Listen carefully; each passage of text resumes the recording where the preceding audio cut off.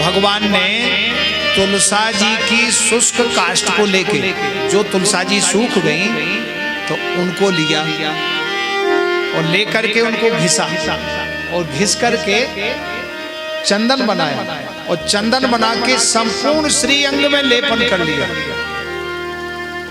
क्या प्रभु की महिमा है। किसी ने पूछा कि प्रभु आपने हरि चंदन धारण क्यों किया? इसको हरि चंदन कहते हैं। हरि चंदन चर्चिता, चर्चित माने वो विकसित हो रहा है, सुगंध जैसे ऐसे लग रहा है कि तुलसी के वन में बैठे।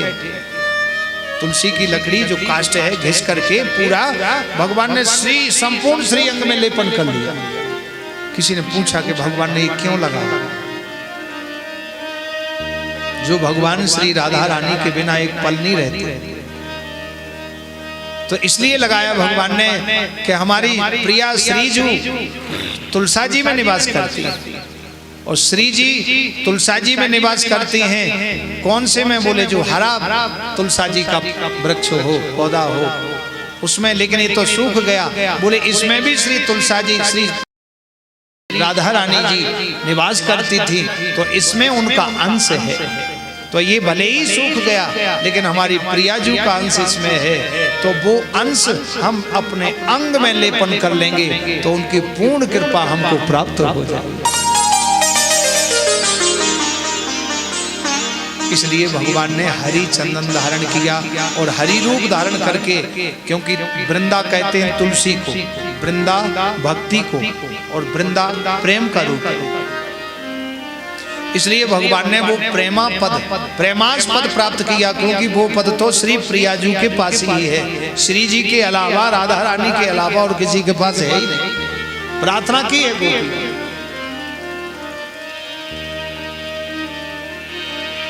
गोपी प्रेम की शिक्षा दी जो,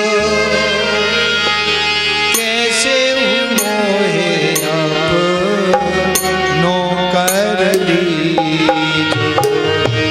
गोपी प्रेम की शिक्षा दी जो, कैसे मोहे अपनो कर ली। तोरे गुण गाऊं बस बिता, तोरे गुण गाऊं दिवस बिताऊं। जग बरसा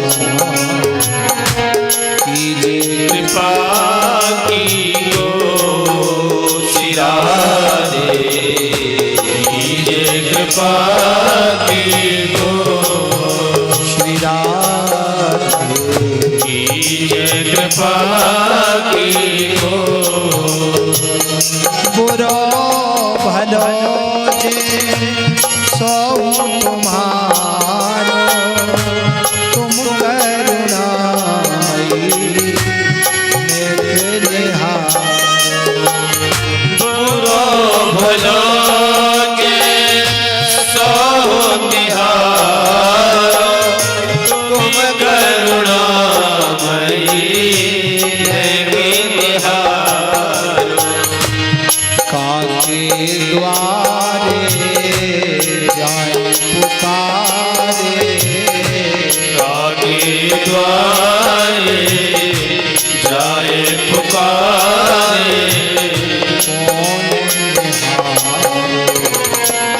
दीन दुखी कियो श्री राधे, कीजिए कृपा की गो कीजिए कृपा की गो।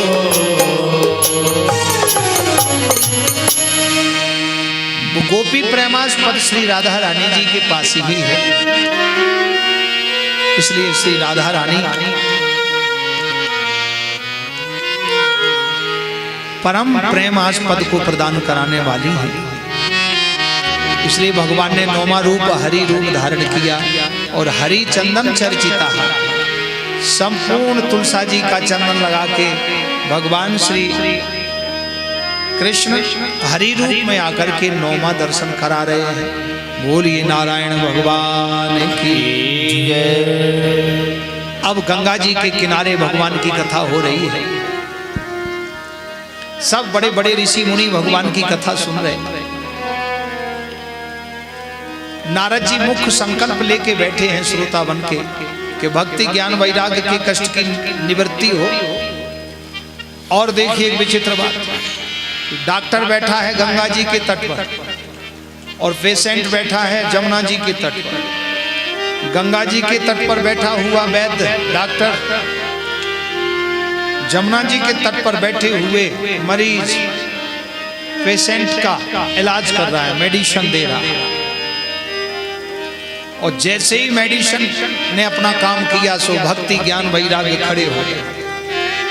नारद जी ने जैसे ही कथा सुनी और संकल्प लिया, इधर भक्ति ज्ञान वैराग्य का कष्ट दूर हो गया। खड़ी हो गए, भक्ति ज्ञान वैराग्य खड़े होकर नाचने लगे, क्योंकि नाचता वो ही है जिसका मन और तन ठीक हो।